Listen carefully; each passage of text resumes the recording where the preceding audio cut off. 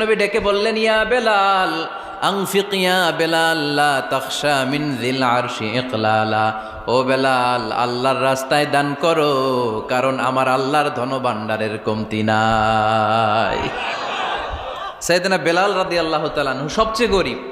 শুনতেছেন? বুঝতেছেন? সবচেয়ে গরিব। ডাউন পার্টটা ঢাকার মতো একটা গার্মেন্ট ছিল, একটা কাপড়, এটা পেঁচায় আসতো, নামাজ পড়তো। গায়ে রাখার মতো কোনো জামা নাই, আর খাবার দাবার টাকা পয়সা বলতে নাই। ওই সাহাবীরে বিষ্ণু ইসলাম বললেন, আনফিক বেলাল, বেলাল তুমিও দান করো, তুমিও দাও, দানের হাতকে প্রশস্ত করে দাও। আনফিক ইবনা আদম উনফিক আলাইক, হে বানি আদম দাও, দিলে আমি তোমারে দেব। কেজির এটা হুজুরে দিয়ে দিলাম, এরপরে কেউ আমার 20 কেজি দিলে ওইটা ধরবো, ওইটা আবার আরেকজনরে দিব, এরপরে আরেকজন 30 কেজি দিলে ওইটারে ধরবো। কথা বলেন, কথা বলেন, কথা বলেন। এজন্য আল্লাহ বললেন,